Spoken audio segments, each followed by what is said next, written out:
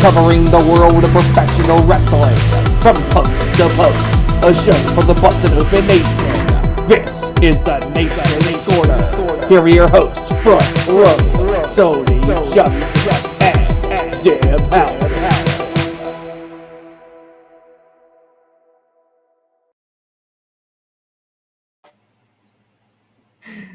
What's up, pro wrestling fans? Welcome to the Nation's Corner. I am Front Row. Along with me, as always, Tony Justice, greatest truck driver of all time, and Debhausen, great and powerful. What's up, people? What's up? What's up? Nada. Just doing my thing out here. You know how I am. What thing is that? You got a thing? Well, do a thing. You know, I drive all the freaking time. I'm in Colorado right now, Grand Junction, Colorado, as a matter of fact. Went through the Rocky Mountains. I should have been listening to John Denver today instead of what I was listening to. But I'm here. Let's go. Hell yeah. LFG, as we say. We do. We say that a lot. There's a ton of stuff to cover. But first, I want to wish everybody happy Pride Month. I did not have another Pride wrestling shirt, so tonight I'm wearing my Legend of Zelda Pride shirt that my lovely wife bought for me. It's exciting. It's an exciting month for the LGBTQ community. We're going to talk a little bit about some of the stuff that's going on, specifically Thunder Rosa's interview with Effie later in the show. But I want to kick off with a rewind to last weekend. You know, we talked about Hell in a Cell. We did a nice preview last weekend, and we talked about the possibility or the likelihood of Cody Rhodes actually wrestling. And I think the general feeling last week was, well, he's injured. There's no way he's going to wrestle. They're going to have to put someone in his place. They're going to do something. We were wrong. The dude wrestled. Holy crap. Not only did he. He looked like 1,000 miles of bad road when he got in that ring. But if you've ever want to garner sympathy from an audience, that's the way you do it. Yes. Yeah, for sure. That match was absolutely incredible. Both of them. I know, obviously Cody's getting a lot of the spotlight from this match, but Seth freaking Rollins, or now Seth Franklin Rollins, he's incredible as always. He's amazing. And the fact that Cody trusted him in that match to, take care of him and make sure that nothing serious happened, that says a lot. Yeah. Tony? Cody was like a Terminator in that match, man. He took off that jacket, and oh my God. I mean, it took me back to when Triple H tore his, and Triple H wrestled the rest of the match after tearing it.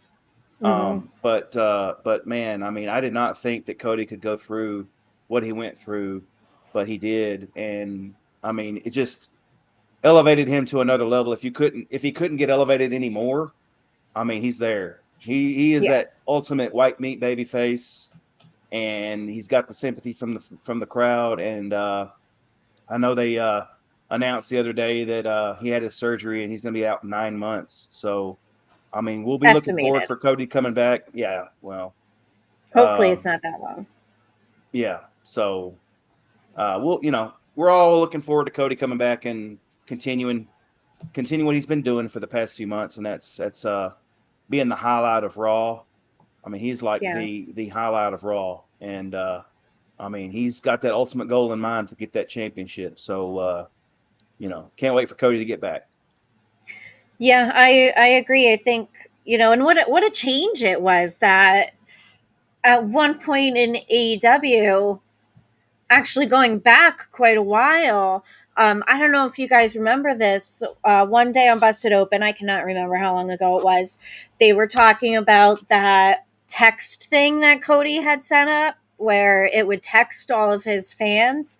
And there was this one person on that called in that got those texts and said, we love Cody. There's nothing that Cody could do to make us turn against him. And then what happened? A majority of the AEW fans turned against him, or the loud majority anyway. And what a change then from leaving there because the fans were so against him and not that much in a great way, going to WWE, and now he's the ultimate mega babyface.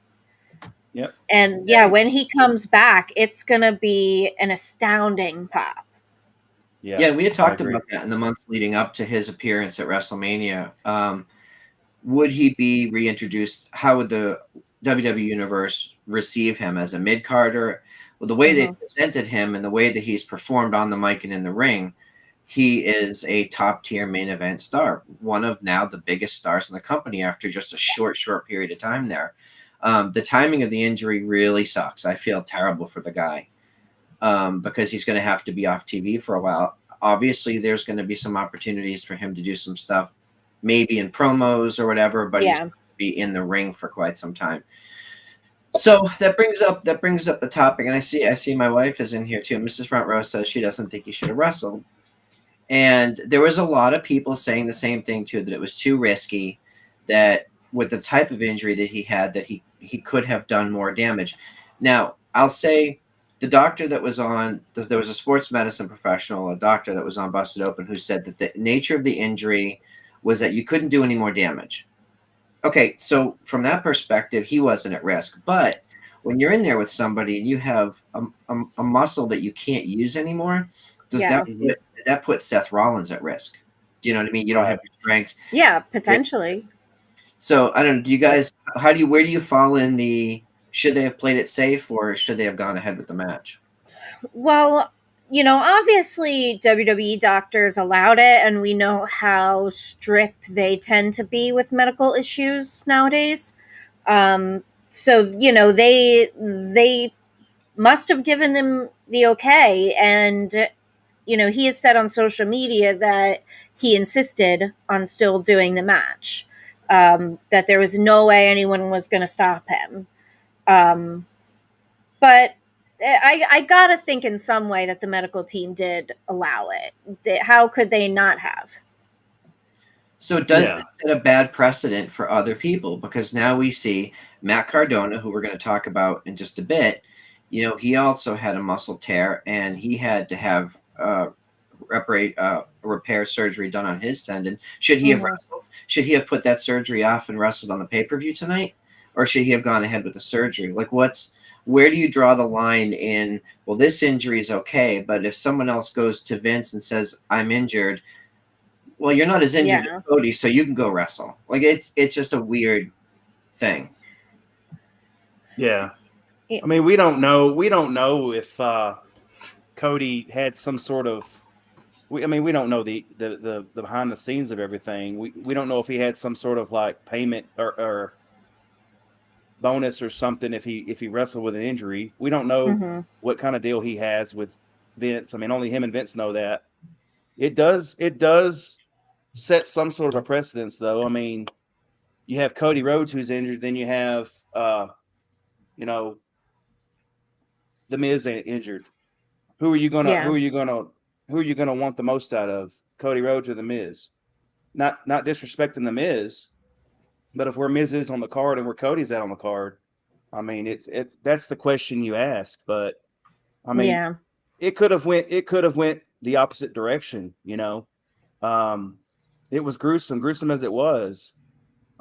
It could have went the opposite direction. But Seth, I don't think Seth would have done the things during the match that he did if something wasn't right. You know what I mean? Like, I don't think Seth would have went with the kendo stick or whatever he did with putting in the pressure on that area. I mean, you got to give some credit to Seth and Cody, saying whatever they did in the ring through that match. You got to give some credit to that. And if Cody was in excruciating pain, which we thought he was, but we also aren't wrestlers, so I mean, whatever they talked about, is between them. So I mean, and the adrenaline had to have helped, though. Adrenaline is an insane painkiller. So if he got himself hyped up, and the natural adrenaline just from performing like that probably helped a lot during the match. Afterward, different story. I can't imagine. when the shots and the adrenaline wore off, I'm sure it was a whole different story. But we do have to give credit to Seth Rollins because clearly he did an excellent job of working and protecting him, because I didn't hear any reports of any additional damage. Nobody got injured during the match. And I thought the use of the bull rope was smart because it eliminated the use of the other arm. So it was just a small portion of the match, but I thought it was smart. It gave them something else to do that was able to hide the injury or at least work around the injury. Yeah. Right. Of course, you follow up with the stuff on Raw, which we'll talk about in a minute. But like Cody and Seth work so well together that I'm not done with that story, and it ended really well. Like the way that they Raw was great, or the way they finished the story on Raw is great. So, I wish Cody the speediest of recoveries, the healthiest of recoveries. I'm sure. I think they said on the show this morning, on Busted Open this morning, that typically that type of injury you can't even get back to any sort of exercise routine for 6 months. So he won't even be in the gym for some time. Wow. That's crazy. So in my mind, that's a Rumble return, but we shall see. Yeah. Hopefully. I'm hoping for Rumble. That'd be great. Yeah. So there was a couple other things that happened at Hell in a Cell. The Raw Women's Championship match was excellent. It was Bianca, Asuka, and Becky. Man, Bianca just continues to be like a massive star on the rise. We saw it in NXT. We saw it, Mrs. Front Row and I saw her at one of the small NXT shows, and you knew right away, oh my God, this is going to be someone important to the women's division. I saw her as well at a NXT live show here in Bethlehem. I think I didn't watch NXT at the time, but it must have been not that long after she first started. Her and Lacey Evans were like newly there, I think. But yeah, she's an absolute star. I think she's definitely going to be the next big name that's going to be around for a long time. Yeah. I mean, she was chosen by Mark Henry, so that tells you everything you need to know. Exactly.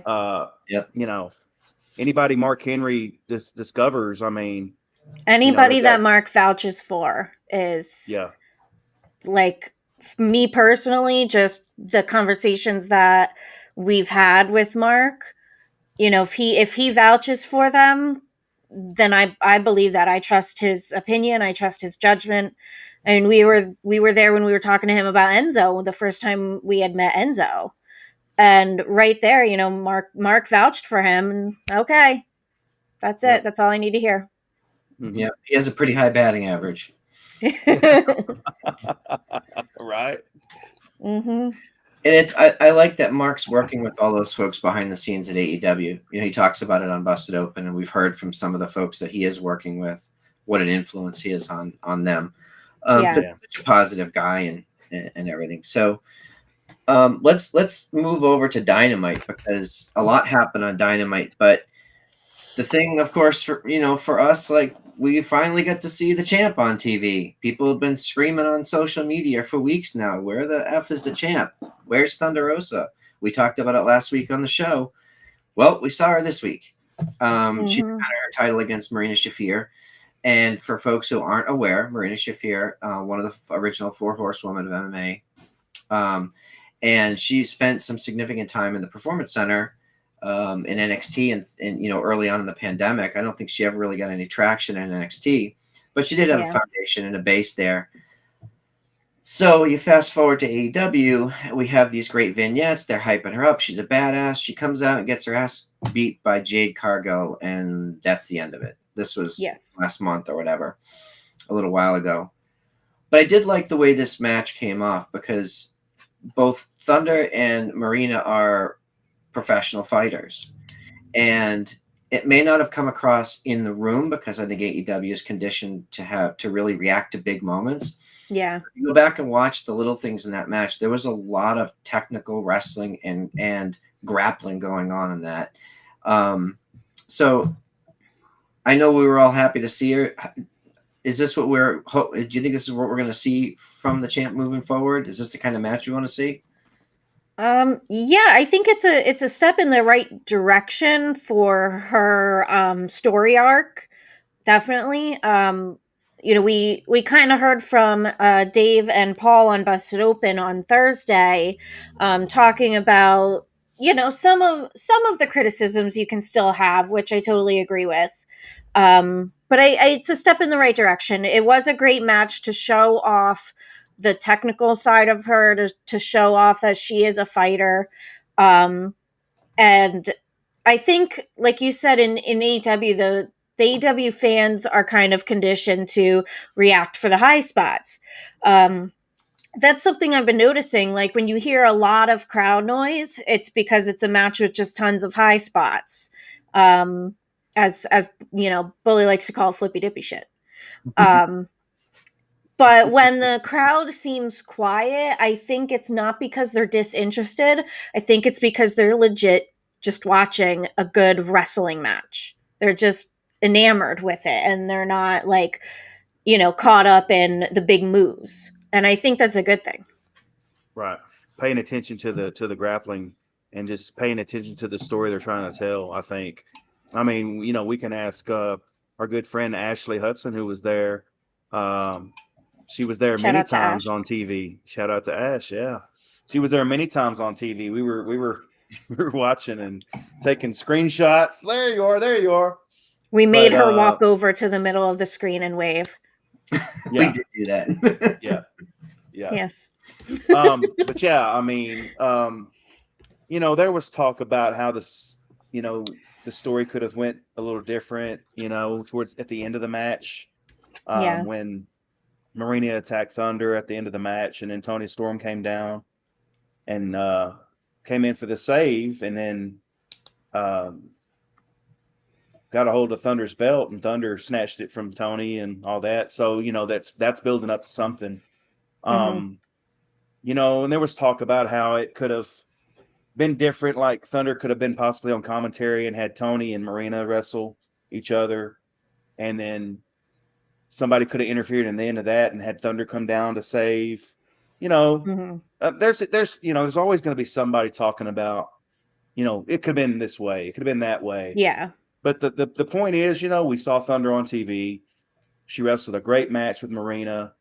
And now we have a continuation of possibly something with Toni Storm in the future. And when are we going to see that? I mean, but you've got something to build on. That's the most important thing. You've got something to build on to where we're going to see Thunder more often on TV. My opinion. Yeah. And I'm waiting for Chris Statlander to be in that picture as well.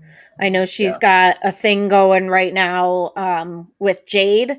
But I find it interesting that there's like 3 people right now coming at Jade. I think 3. And there's nobody that's really coming after Thunder, that's cutting promos and saying that they're challenging Thunder.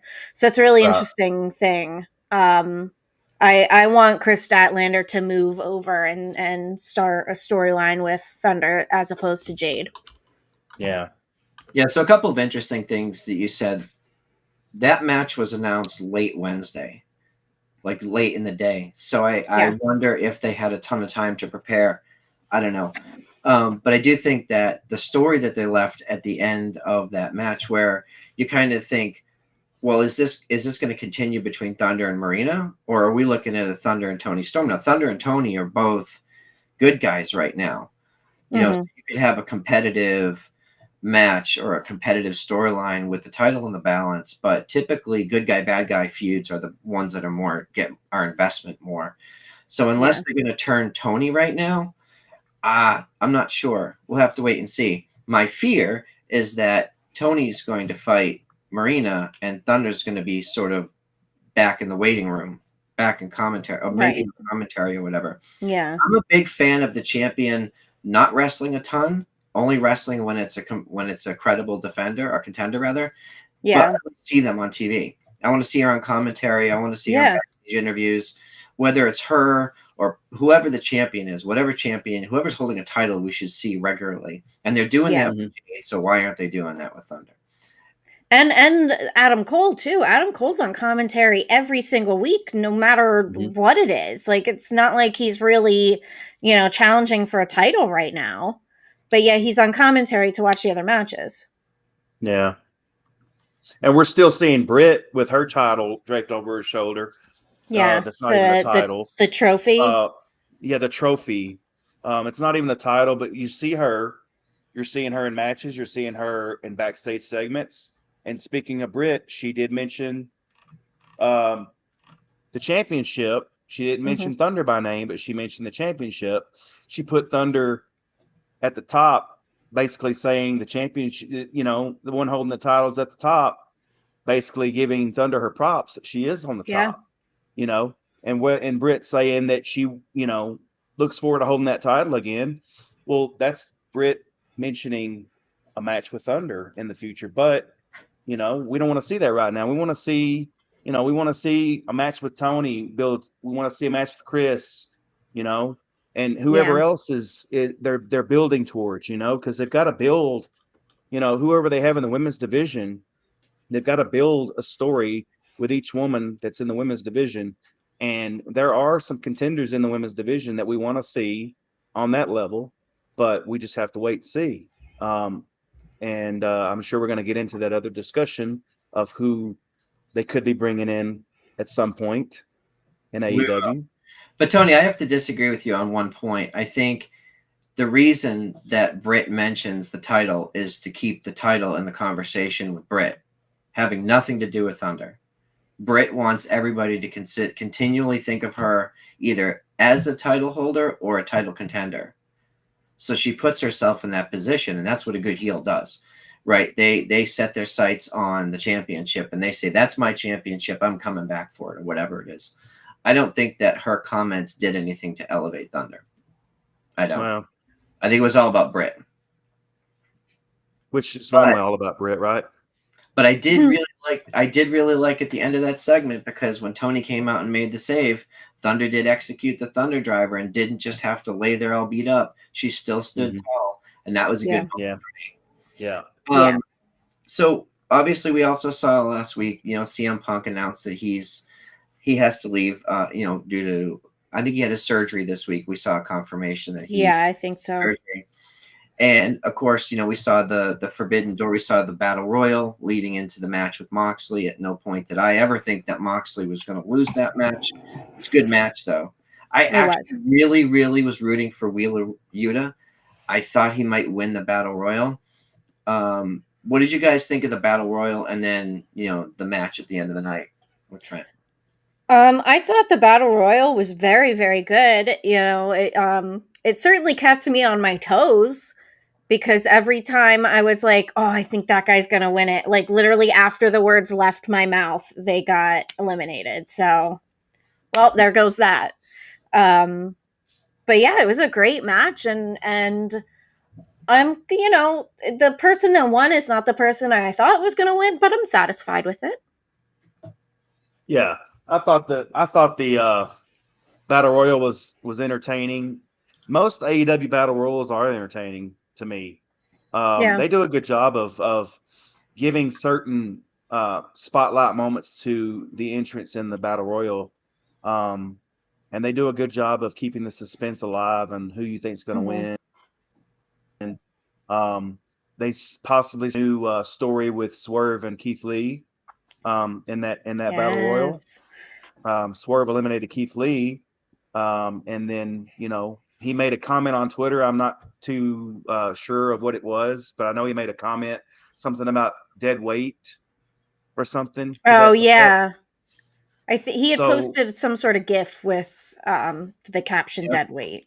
The dead weight, yeah. And that's how we're gonna social media. Yeah. Yes. So we're gonna see some story with Swerve and Keith at some point in the near future, and they're building towards a story with. We haven't seen it yet, but Christian and Jungle Boy, we heard Ryan and Dre talking about that today on the show. But the Battle Royal was interesting. I'm here for it. Any Battle Royal that AEW puts on, I'm here for it. I like it. Yeah. I like the format of bringing them out in groups. Yeah, that's interesting. But honestly, like for me, I don't pay particularly close attention until you get down to the last few people. Like it's there, I'm watching, I'm enjoying it, but there's too much stuff going on. There's too much for the cameras to catch everything. Someone does something over here, and it's like, I don't know. It is. I think Miss Front Row said it's chaotic, and especially for people in the venue. You know, and I didn't ask Ashley, but you know, it's just a lot going on. It's hard to follow sometimes.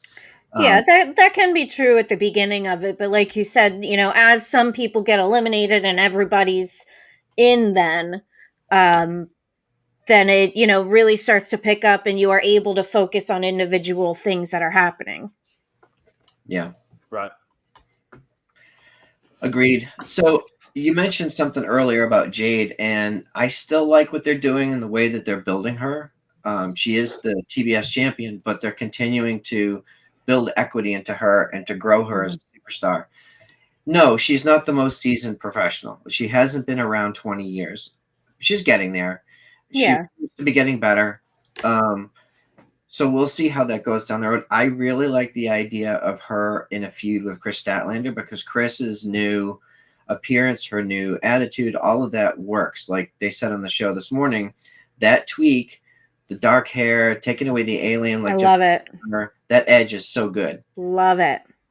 Not only that, she's more aggressive in the ring. Yes. She's very aggressive in the ring. Yes. Yeah, and that was what I wanted to ask you guys about her match with Red Velvet. Like, she beat the piss out of Red Velvet last night. Holy crap, Brian! I can't ignore that comment. All right, I got to put it. Shut up. Anakin's a good kid. Don't make fun of him. Yeah, poor Anakin. Leave him alone. But yeah, what were we saying, Chris? Yeah, I love her new look. Love it. Ever since she came back from injury, she is definitely stronger. She is showing that aggressive side. She's showing that she's hungry for it. And I think it's about damn time that she is, put in that place where she can shine. Yeah. Yeah. I pointed it out on Zoom during that match. I pointed it out that she's just wrestling an aggressive style, and she's been that way ever since she got back. Mm-hmm. She's been wrestling an aggressive style, and I love it. She's not all about the booping and stuff like that. She's away from that. She's just, like Deb said, she's hungry, and it's time to feed her. Maybe she needs to get the "Feed Me More" gimmick. No, and make it her own. No. I'm gonna edit that out of the replay. No. But we saw, my wife and I saw Chris at WrestleCade a few years ago, and she wrestled an extremely physical match with La Rosa Negra. And since then, I've been waiting to see that version of her come back. And it's been so exciting. So the question is this just a short-term feud with her and Jade? Is there a legitimate chance that she might hold that title and then Athena chases Chris? Or is this just a bump in the road for Jade? I think it's gonna be Athena going after Jade primarily. I don't see Chris winning that title just now. I think it's going to be more likely that they're going to have Athena go after it, which then begs the question of, is she going to go after Thunder? Like, what is she going to do? Is she going to go after Athena then? If Athena takes it from Jade, I think overall we are kind of starting to build a good segment of the women's division that is a bunch of legit wrestlers who are all good challengers for each other. Oh, yeah. Trenda has a dissenting opinion. Okay. I don't think you're paying attention. Fan, though. She's a Jade fan, I'm a Jade fan too. I love Jade. But still. But Athena's the first person to come along. Yeah. Mm-hmm. Yeah. She's the first person to come along outside of the tournaments that's posed a legitimate threat to Jade in the title. Yeah. Mm-hmm. Yeah, I agree. Athena's got a good look going herself. And and I'm glad to see her in AEW. We've been saying for some time that, you know, we think that she would be a good fit in AEW.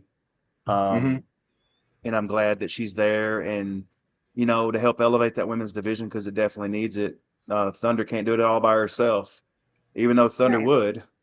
But you know, there needs to be some other levels to that women's division, and Athena makes a perfect fit.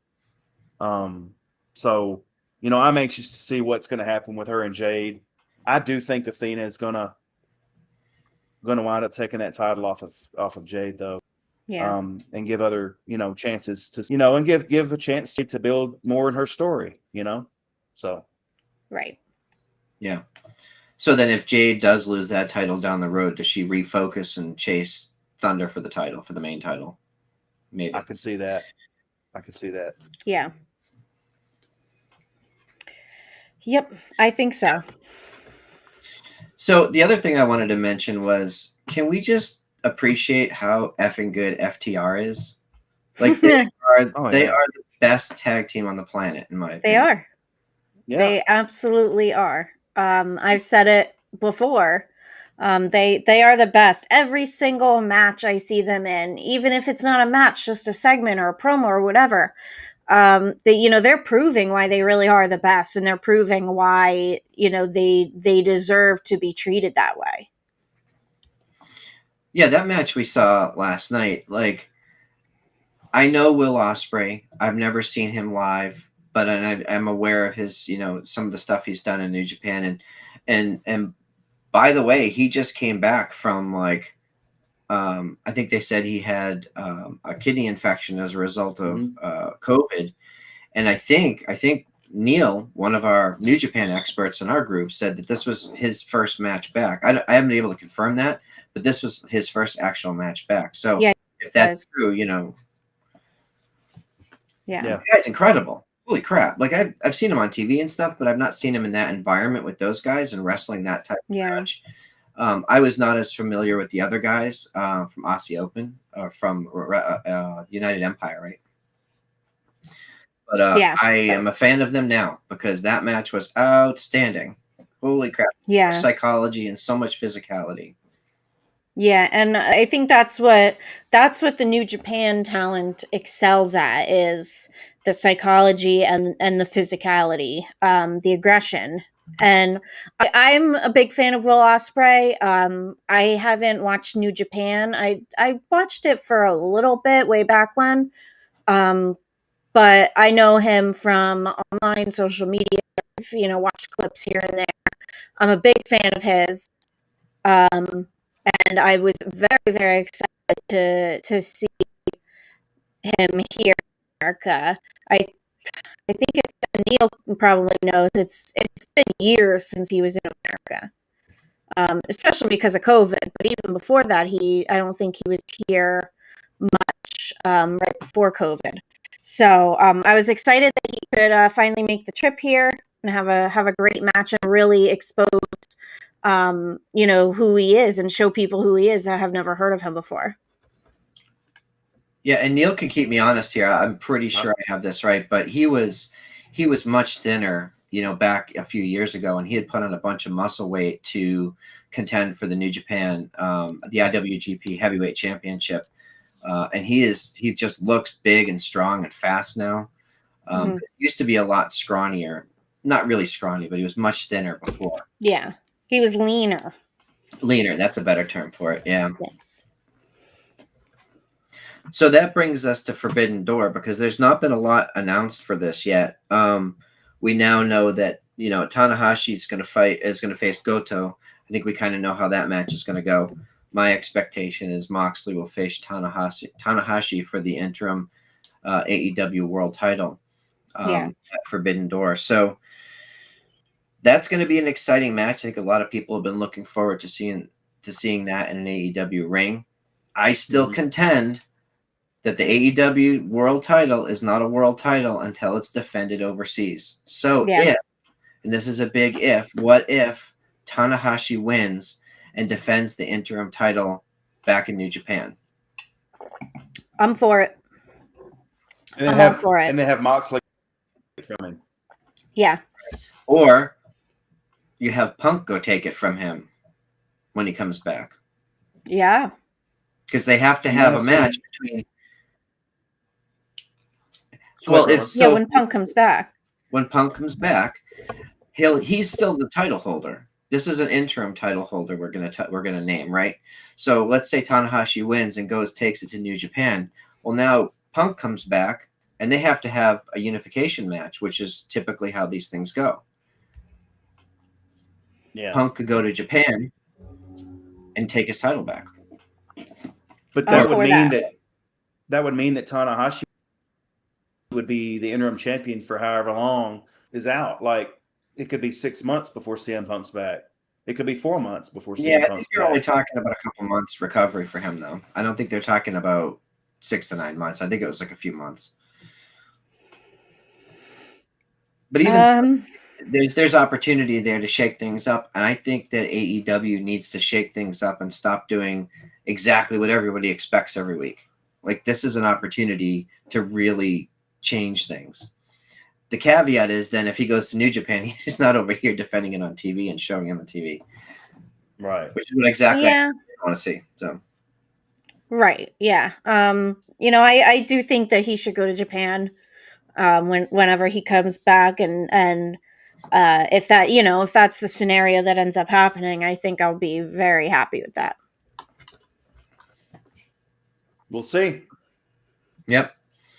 The other match that's been announced is Pac versus Malachi Black and Penta Oscuro versus Ethan Page Miro, and there's TBA. This is the Fatal 4-Way for the new All Atlantic Championship.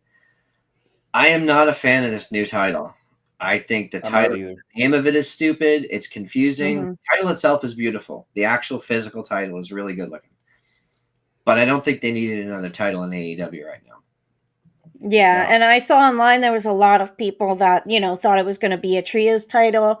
That idea has been thrown around a lot by the fans. But yeah, it was I think they mentioned it on Busted Open. It's All Atlantic Championship, but yet Japan is included on it. Right. So last time I checked, the Pacific. Yeah. If you paid attention in geography, yeah. Yeah. So I don't know about that. I think they picked the wrong name. Okay, I have to give a shout out to Ash in the chat. Ashley says, if Tanahashi takes that title over to Japan, look at all the extra time they have for Thunder Rosa and the women's title. I like it. She has a point. Yeah, and Mrs. Front Row says, yes, it's also labeled the world title. Well, this is the All Atlantic title. It's not a world title yet. But if they defend it overseas, it'll be the first world title, but it's not named a world. It's very confusing. Yeah. Yeah. Yeah, and I think they need to sort their stuff out with all the titles. Whip. Whip. Orange whip. Orange whip. Orange whip. It's all right, man. We're not going to hold it against you. Glad you're here. You can catch the replay later. It's fun. Yes. But there's a lot of cool stuff going on over there. Yeah, it's going to be interesting to see about the Jungle Boy and Christian thing. I like the way that they've been originally using Christian to elevate Jungle Boy. But yeah, maybe it's time. Any other stories over there from this week that you wanted to cover? Not from AEW specifically. Okay. Other than that, we haven't, heard anything else about MJF. He's not there. No mention of him. So that's interesting. Yep. Agreed. Again, go back for folks that are interested in hearing more about the new kayfabe concept. Go back and listen to Sam Roberts' podcast from last week. He goes into more detail about how it applies to some of the other things that are going on in pro wrestling right now. It's really interesting. Yeah. Yeah. One thing I will say about the NJF stuff, I said it when we were talking about it last show or 2 shows ago, whenever it was, when I said that I don't care if it's a work or shoot. I'm just here for it. But if it is a work and they have him off of TV for however long, you don't want to keep him off too long, because what the promo and stuff is still fresh in everyone's mind, and you don't want to have to reintroduce the story or whatever they're trying to do. You don't want too much heat going off of it. You want to keep it simmering, but you don't want to keep him away too long. That's just my only opinion on it. Yeah, I would agree with that. I think part of it is the social media presence, which they've been very quiet on. Right. I still think, for me, I would like to see things like MJF at an airport with a WWE person, or out to drinks with someone from Impact, or whatever. Just give us little breadcrumbs to keep the conversation going. But if you turn the volume all the way down, after a while, people stop talking about it. Yeah, but then again, if they do things like that, then it becomes obvious that it's a work, and we're no longer kept guessing whether it is. Yeah, that's a good point. If they're gonna show him on AEW television walking through the airport with a WWE person, then we know it's a work. Not on TV. Social media. But like, let's say Alexa Bliss and her friends all get together to do something, and you see in the background someone happens to see that MJF was at a party in the background, not posing for a picture. Like, there's little things that you can do to sort of seed that story. But you're right. Even something like that, once it becomes public, people will just go, "Oh, it's a work." But I do think the fact that they've silenced everything, taken his merch down, like he's off all that stuff, he's off the intro. Yeah. I mean, if it's a work, then I think they're doing it the right way. Yeah.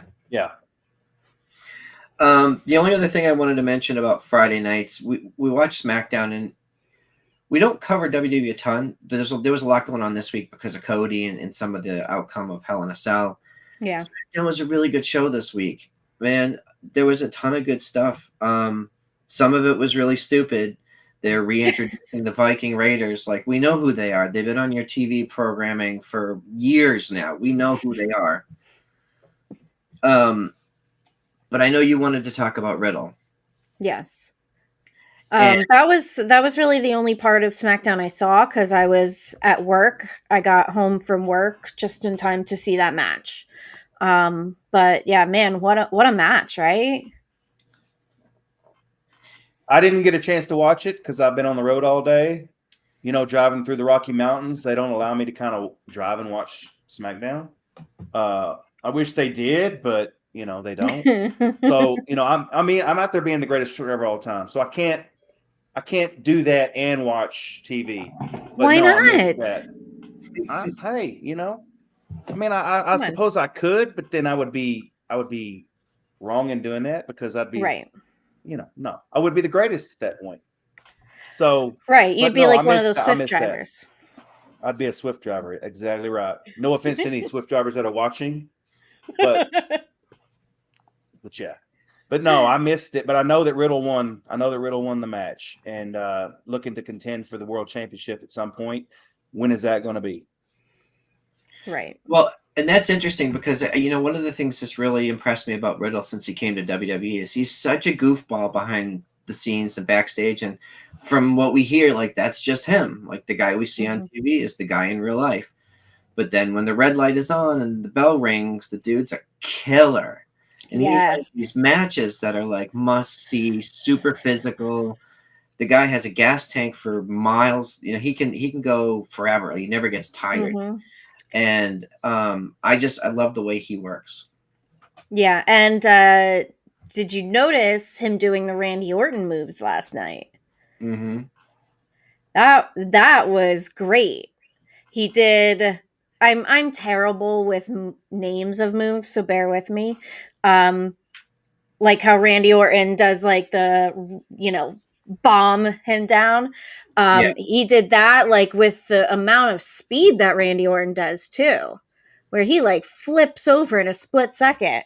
And then he did the whole banging on the mat deal that Orton does when they say he's getting the voices in his head. So yeah, I really liked that, because I've always been a huge fan of Randy Orton, and whenever he does that in a match, it gets me pumped up.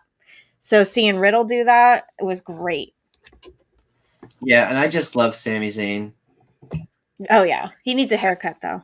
Power slam, thanks, Seth. Everything with the honorary Oos, and he's wearing the Bloodline shirt, and Paul Heyman was out there killing it on commentary. Holy crap! So yeah. And the only other thing I want to talk about on SmackDown was Ronda and Shotzi had a match, and Ronda's gotten a lot better on the mic. It feels like they're just letting her speak as herself, which is harder for the microphone to pick up, and I think it's probably harder for people in the arena to hear. But she's speaking like a normal person. She's not doing pro wrestling promos. She's like, "Hey guys, we're out here to do a match. Like, I'm a badass. This is a badass round match," and she speaks like she would, with her friends, which I think is great. I think it's the right move because it makes her feel more vulnerable and people connect with her better like that. But I was glad to see Shotzi in that position. Ronda's just a beast. I mean, those Ippon Seiyuu Nages, the hip tosses that she does.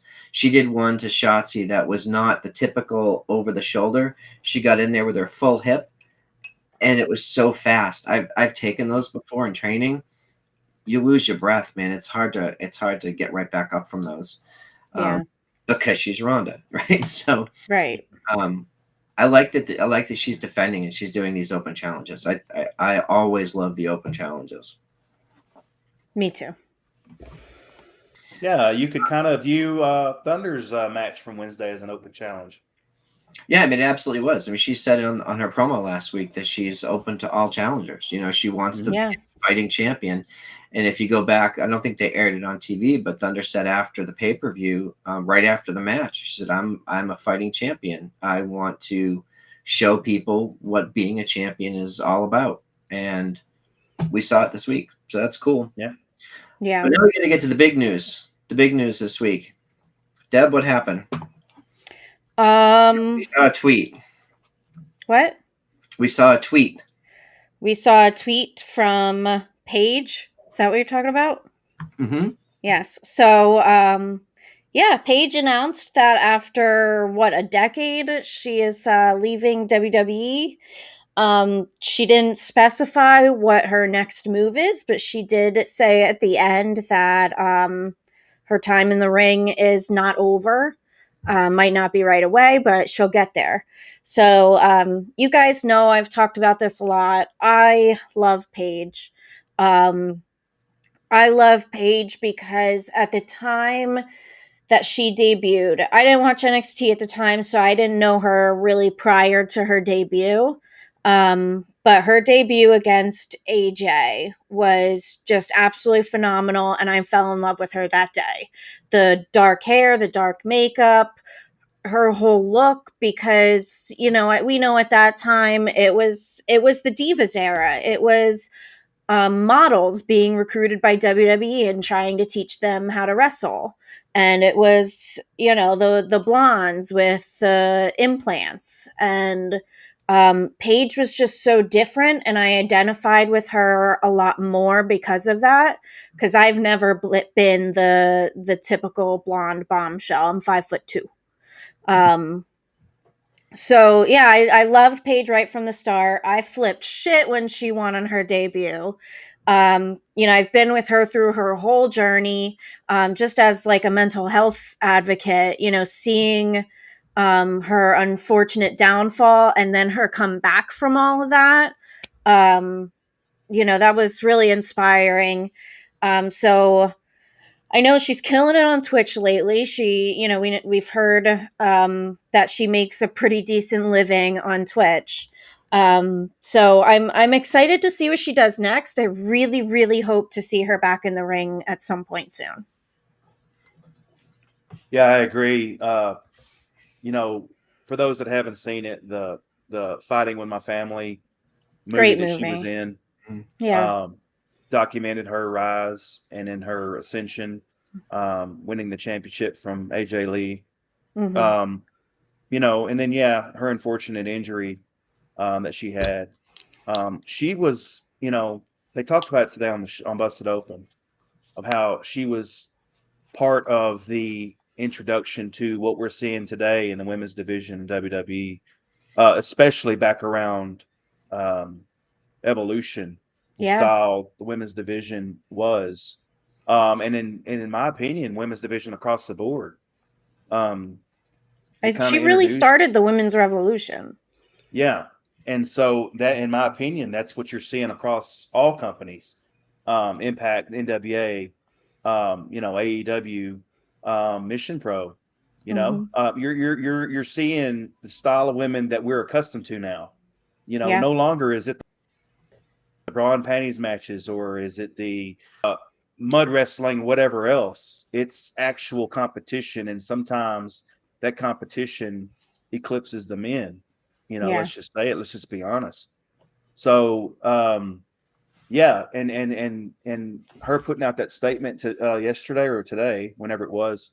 I want to see Paige, Soraya. I want to see her somewhere else, and we all know that. I'd love to see her in AEW. Yes, they keep signing people from WWE, but look who it is. Mm-hmm. It's the same level as signing William Regal. William Regal can do so much for the talent backstage. Not only is he the spokesperson for the Blackpool Combat Club, but he's also a big reason NXT Black and Gold was what it was. Yeah. And you bring that to AEW and be backstage and give his knowledge to wrestlers who are at the learning tree. Soraya can do the same thing in the women's division. She can definitely be not only a helping hand backstage, but I think she could still go. Well, it's interesting because I was following her career through the early days of NXT. I was watching in 2012 and 2013, and then when they brought NXT to the new WWE network at the time, and we got to see Paige and Emma in the first Takeover special, and a lot of people were like watching WWE and they watched this match and they said, "Holy shit, this is women's wrestling. That's not what we're used to seeing on TV." And that, well, I can't give her credit for starting the women's revolution. I think it's been many people across, the generations have had input and some influence there. But I do think she played a major part in the evolution within WWE. Yeah. Her matches with all of the four horsewomen, with Emma, with Summer Rae, like all those people early on really set the stage for what would come in 2015 when Sasha, Becky, and Charlotte debuted on Raw as a surprise, and people were thrilled to see these NXT ass kickers on our show, right? Mm-hmm. My only concern is, well, we're not medical professionals. Like, I don't know what surgeries or rehab, like I don't know what medical condition she's in. I obviously get nervous when someone who has had a very public, very, very bad neck injury several times. I'm nervous for that person, but I have no input into whether she wrestles or not. Right. If everything's good, if she's cleared across the board and all the doctors say she's great, yeah, let's see her back in the ring. Mm-hmm. If you go back and watch her style, she was very, very physical. In fact, they had to dial her back a lot. She had that British strong style. It would work well in today's landscape. But obviously, there's only one company that can afford her. Right. There's two, and she's leaving one. Yeah. Right. So if she doesn't go to AEW, what does she do? Does she start her own company? Does she sign with who? Like, what are the options? Her options are very limited. But I like your idea about the backstage stuff. I see her as a Christian role, not the religious Christian. But wrestling occasionally, but really contributing behind the scenes. Yeah. Yeah, I agree with that. I think she could do well in that environment. Said we don't know the details of her neck injury and how everything's going, but we have seen Daniel Bryan and Edge come back from, similar kind of injuries, and they are competing at the highest level right now. So that gives us hope that she would be good enough to be fully cleared to be able to wrestle again. Yeah. Yeah. So we shall see what happens. I know we only have a few minutes left because we do want to get over to fight and watch the NWA pay-per-view tonight. We don't talk a lot about it in NWA because a lot of us just don't have time to watch it. They have a great product, but for me personally, my work responsibilities really escalated this last year, so I had to weed some stuff out. But we are huge Kylan King and Camille fans, and this is a match Yeah. I'm looking forward to for a long time. Kylan Yes. challenging Camille for the Burke, for the NWA Women's World Title. And so I wanted to ask you guys real quick before we wrap. We know that Matt Cardona had surgery this week, so I don't know that he's going to be wrestling Nick Aldis, which was the advertised main event. Do the women main event this pay-per-view? Because Bully Ray is all commentary. Yeah, I would think that the women have to be the main event. We don't know what's going on with Matt Cardona. Yeah, he just had surgery a few days ago, but if you look at his Twitter, he's still acting like he's going to do this match. So I'm interested Cody to Rhodes see. ain't got nothing on me. Yeah. I'm interested to see, you know, what kind of explanation they give for this, and how they go about, you know, what's going to happen with Nick Aldis in the championship, if they're going to replace him in the match or whatever. But yeah, the women have to be the main event. I mean, that is the clear choice now in the whole card. Yeah, especially because Bully is going to be on commentary for the first time in his career. He'll be on commentary, so I can't wait for that. But yeah, I mean, what a match is going to be. I'm super excited, and yeah, the mother effing king, baby. Yeah. I believe they're going to main event, and I believe we're going to see a new women's world heavyweight champion tonight in Kylan King. Yeah, I am a huge fan of Camille. We've all spent time with her at shows and everything, and I think she's awesome. However, However, is primed. She's been working like crazy. She's been wrestling. She's been training. Well, Camille was on her honeymoon. So is Camille at 100%? Is she ready for the King? King's taller. King's stronger. I don't know, man.